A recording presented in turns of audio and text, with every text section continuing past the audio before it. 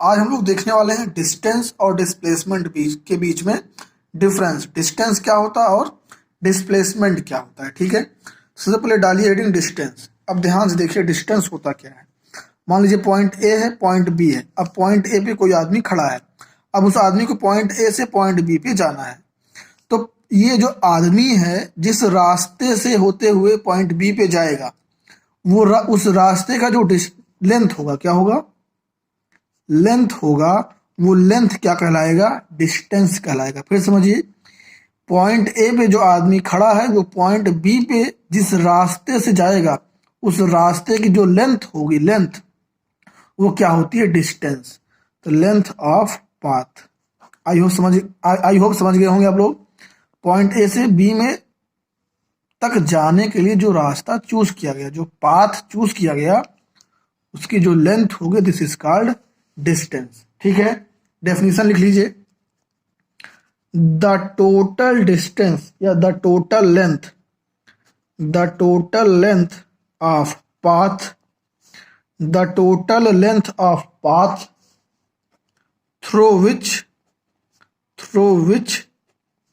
a body moves is called the distance traveled by it। I hope distance क्या होता है सबको clear हो गया होगा। ठीक है, ये रहा definition. The total length of path through which a body moves. ठीक है, कोई बॉडी जिस पाथ से मूव कर या जिस रास्ते से जा रही है उसकी जो लेंथ होगी, दिस इज कॉल्ड डिस्टेंस। यहां तक क्लियर हो गया होगा। आगे इसी में लिखिए, it is scalar quantity. It is scalar quantity. ठीक है, डिस्टेंस क्या है, एक स्केलर क्वांटिटी। ठीक है, आगे इसी में लिखिए, it is generally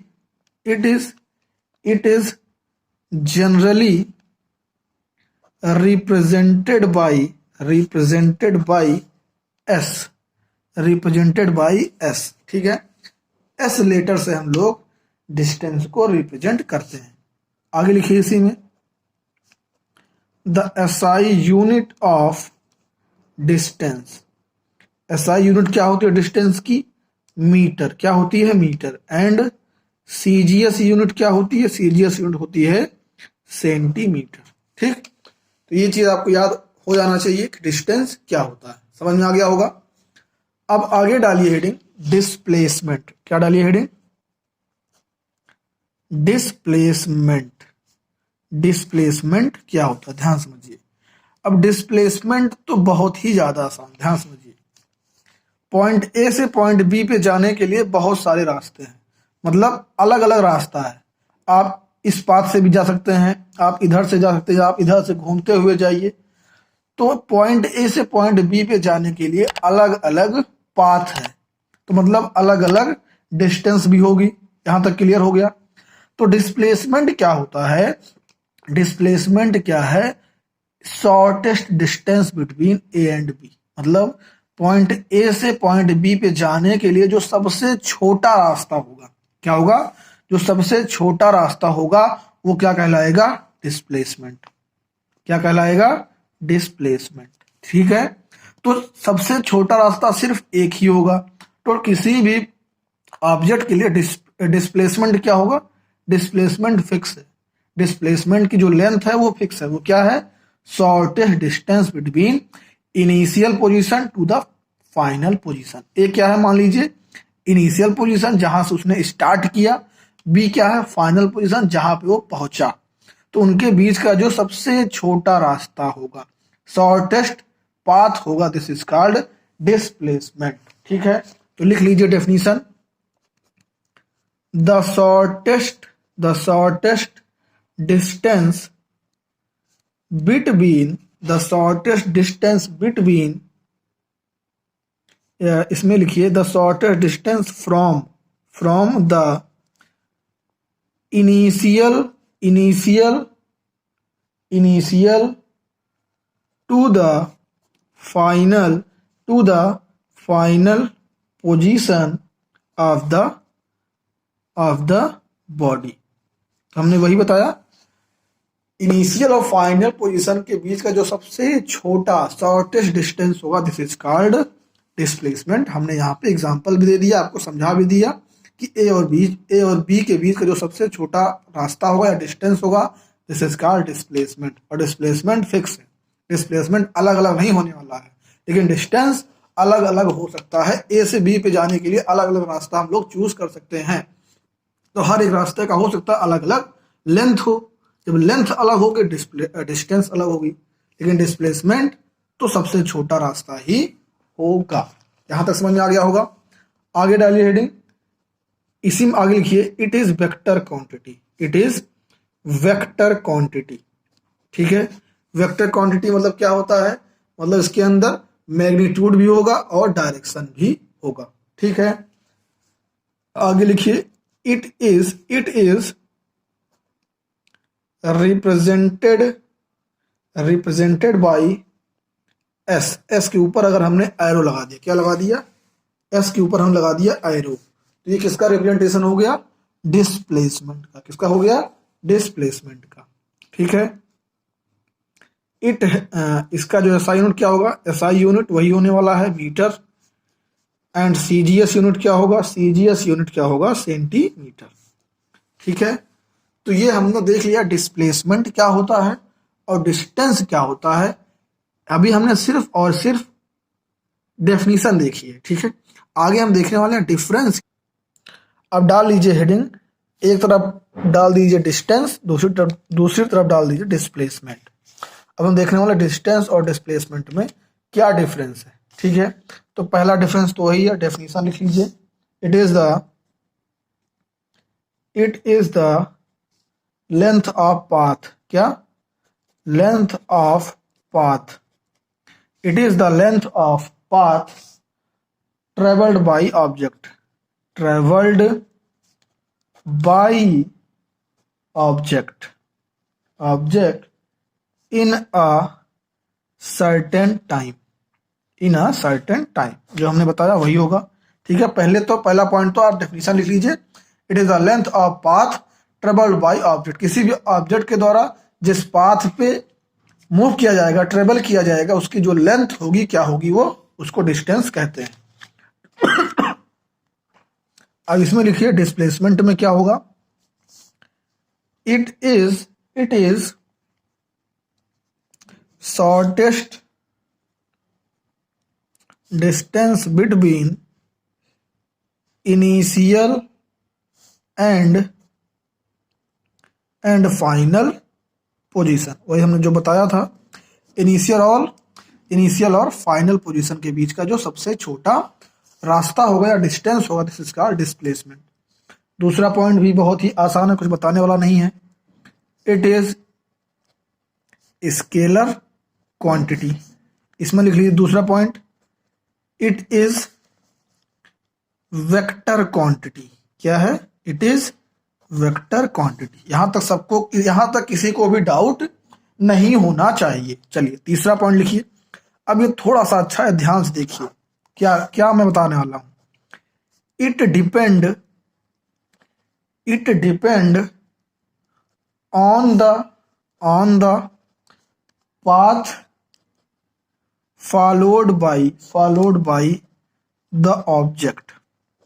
क्या मतलब हुआ, इसका ये मतलब हुआ जो डिस्टेंस होता है वो ऑब्जेक्ट के द्वारा जो रास्ता या जो पाथ फॉलो किया जा रहा है उसके ऊपर डिपेंड करता है। जैसे एग्जांपल देखिए, ध्यान समझिए, पॉइंट ए है, पॉइंट बी है। अब पॉइंट ए से पॉइंट बी पे जाने के लिए बहुत सारे रास्ते हैं। इस तरीके से भी जा सकते हैं, इस तरीके से भी जा सकते हैं, इस तरीके जा सकते हैं, इस तरीके से भी जा सकते हैं। तो पॉइंट ए से बी पे जाने के लिए अलग अलग रास्ता है, ठीक है।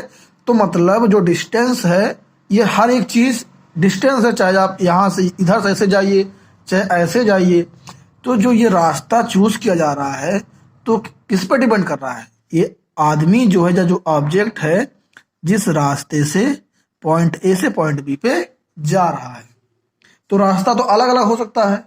तो डिस्टेंस जो है हर एक अलग अलग रास्ते के ऊपर डिपेंड कर रहा है, हर एक पाथ के ऊपर डिपेंड कर रहा है। तो यही यहाँ पे लिखा गया है, it depends on the path follow by the object. Object के द्वारा जो भी रास्ता अपनाया जाएगा, जो भी रास्ता अपनाया जाएगा, फॉलो किया जाएगा, उसके ऊपर डिपेंड करेगा कौन? डिस्टेंस। अब देखिए डिस्प्लेसमेंट क्या होता है, लिखिए it does not depend on the path follow by object. इसका क्या मतलब हुआ? जो डिस्प्लेसमेंट होता है वो ऑब्जेक्ट के पाथ को फॉलो नहीं करता। क्यों नहीं करता? क्योंकि हमने बताया था पॉइंट ए से पॉइंट बी पे जाने के लिए एक ही सबसे छोटा रास्ता है, ठीक है? तो वही क्या है? डिस्प्लेसमेंट है, ठीक। इसीलिए क्या है, ऑब्जेक्ट के ऊपर या ऑब्जेक्ट जिस पाथ से जा रहा है उसके ऊपर डिस्प्लेसमेंट डिपेंड नहीं करता, क्योंकि डिस्प्लेसमेंट क्या है? सबसे छोटा रास्ता। तो कहीं मान लीजिए पॉइंट ए से पॉइंट बी पे जाना है तो एक ही तो सबसे छोटा रास्ता होगा, ठीक है? आई होप समझ गए होंगे इस पॉइंट का मतलब। आगे देखते हैं, चौथा पॉइंट देखिए, इट इज ऑलवेज पॉजिटिव। जो आपका डिस्टेंस होता है वो हमेशा पॉजिटिव होता है, इसमें कुछ समझाने वाला बात नहीं है। आपने कहीं हर जगह देखा होगा 10 किलोमीटर 20 किलोमीटर कहीं पे भी माइनस नहीं लिखा रहता। तो ये चीज बहुत आसान है, इट इज ऑलवेज पॉजिटिव। इसमें देखिए डिस्प्लेसमेंट में चौथा point, it can be positive और negative. It can be positive और negative depending on its direction. तो जो आपका डिस्प्लेसमेंट होता है वो पॉजिटिव और निगेटिव हो सकता है, क्योंकि वो डायरेक्शन के ऊपर डिपेंड कर रहा है। एग्जाम्पल देते हैं, पॉइंट ए से पॉइंट बी पे जाना है तो यहाँ से उसकी डिस्टेंस है 10 किलोमीटर। अगर ये राइट में गया, ए से बी मतलब राइट में जा रहा है, तो डिस्टेंस कितना है? 10 किलोमीटर, मतलब पॉजिटिव लिखा जाए, पॉजिटिव 10 किलोमीटर, क्योंकि ए से बी की तरफ जा रहा है मतलब राइट साइड जा रहा है। अगर वही आदमी जो यहाँ पे ऑब्जेक्ट है वो बी से ए की तरफ आए तो कैसे लिखा जाएगा? -10 किलोमीटर। क्यों? क्योंकि डायरेक्शन क्या हो गई? डायरेक्शन अपोजिट हो गई। यहाँ पे प्लस माइनस यही दिखा रहा है कि माइनस मतलब डायरेक्शन अपोजिट हो गई, डायरेक्शन चेंज हो गई। प्लस मतलब डायरेक्शन राइट साइड में है, माइनस का मतलब डायरेक्शन लेफ्ट साइड में हो गया, डायरेक्शन चेंज हो गई। तो इसीलिए डिस्प्लेसमेंट पॉजिटिव और नेगेटिव दोनों तरीके से दिखाया जाता है, ठीक है? पांचवा पॉइंट देखिए, पांचवा पॉइंट क्या है? पांचवा पॉइंट और ज्यादा आसान, ध्यान समझिए। देखिए, it can be more than और इक्वल टू द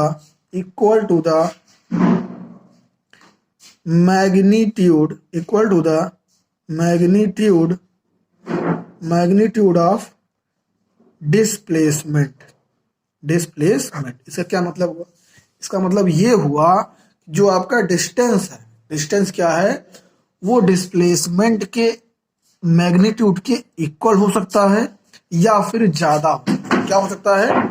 या तो डिस्प्लेसमेंट के इक्वल होगा या फिर ज्यादा होगा, ठीक है? तो याद रखिएगा, डिस्टेंस की जो वैल्यू है या तो डिस्प्लेसमेंट के इक्वल होगी या फिर उससे ज्यादा होगी। कभी भी डिस्टेंस की वैल्यू डिस्प्लेसमेंट से कम नहीं हो सकती, या तो ज्यादा होगी या तो डिस्प्लेसमेंट के वैल्यू के इक्वल होगी। यहां तक क्लियर? चलिए पांचवा पॉइंट लिखिए, इसमें लिखिए डिस्प्लेसमेंट में, its magnitude can be less और इक्वल टू द डिस्टेंस। इसका क्या मतलब हुआ? इसका ये मतलब हुआ कि जो आपका डिस्प्लेसमेंट है वो क्या हो सकता है? या तो डिस्टेंस के इक्वल होगा या तो डिस्टेंस से कम होगा, लेस होगा। क्या होगा? लेस। ध्यान समझिए, जो हमारा डिस्प्लेसमेंट है वो हमेशा डिस्टेंस के या तो इक्वल होगा या उससे कम होगा। कभी भी डिस्प्लेसमेंट डिस्टेंस से ज़्यादा नहीं हो सकता। यहाँ तक समझ में आ गया? इसी आगे लिख लीजिए, बट कैन नेवर, वही हमने बताया, can never be greater than distance, मतलब कभी भी डिस्टेंस से ज्यादा नहीं हो सकता। यहां तक क्लियर हो गया होगा पांचों पॉइंट। लास्ट पॉइंट देखते हैं, 6 पॉइंट डालिए डिस्टेंस में। It may not be zero, it may not be zero if displacement is zero. क्या मतलब हुआ? इसका ये मतलब हुआ अगर डिस्प्लेसमेंट क्या है? जीरो है। क्या है? अगर डिस्प्लेसमेंट जीरो है तो हो सकता है कि डिस्टेंस जीरो ना हो। क्या लिखा है? It may not be zero. ध्यान समझिए, अगर डिस्प्लेसमेंट क्या है? जीरो है। डिस्प्लेसमेंट क्या है? जीरो है। तो हो सकता है कि डिस्टेंस जीरो ना हो। ये हो सकता है कि डिस्टेंस जीरो ना हो, डिस्टेंस की कुछ ना कुछ वैल्यू हो अगर डिस्प्लेसमेंट जीरो है तो। आगे देखिए, इसी में लिखिए, but it can not be zero, it can not be zero if displacement is not zero. इसका क्या मतलब हुआ? इसका ये मतलब हुआ कि जो हमारा डिस्टेंस है वो जीरो नहीं होगा अगर डिस्प्लेसमेंट जीरो नहीं है। क्या मतलब हुआ? फिर समझिए, डिस्प्लेसमेंट अगर जीरो नहीं है तो ये एकदम 100% श्योर है कि डिस्टेंस जीरो नहीं होगा। 100% श्योर है। अगर डिस्प्लेसमेंट जीरो नहीं, मतलब डिस्प्लेसमेंट की कोई वैल्यू है तो वहां पे 100% क्लियर हो गया कि डिस्टेंस जीरो नहीं होगा। यही लिखा यहाँ पे, it can not be zero if displacement is not zero. Displacement zero नहीं है, इसका मतलब डिस्टेंस जीरो नहीं होगा। लेकिन अगर डिस्प्लेसमेंट जीरो है, अगर डिस्प्लेसमेंट जीरो है तो वहां पे हो सकता है मे बी डिस्टेंस जीरो ना हो। आई होप समझ गए होंगे। अब 6 पॉइंट लिखिए किसमें? डिस्प्लेसमेंट। ये भी थोड़ा सा ट्रिकी है, ध्यान समझिएगा। It is zero if distance is zero. क्या मतलब वो? ध्यान समझिए। इसमें यह कहा जा रहा है अगर डिस्टेंस जीरो हो गई, डिस्टेंस जीरो हो गई तो कंफर्म हो गया कि डिस्प्लेसमेंट जीरो है। क्या हुआ? मतलब it is zero if distance is zero. अगर डिस्टेंस जीरो है तो डिस्प्लेसमेंट जीरो होगा। यहां तक clear? But it can B zero, it can B zero even if distance is not zero. इसका क्या मतलब हुआ? इसका ये मतलब हुआ कि मान लीजिए डिस्टेंस जीरो नहीं है, डिस्टेंस जीरो नहीं है तब भी डिस्प्लेसमेंट जीरो हो सकता है। यहां समझिए, यहां से यहां तक का मतलब बता रहा हूं।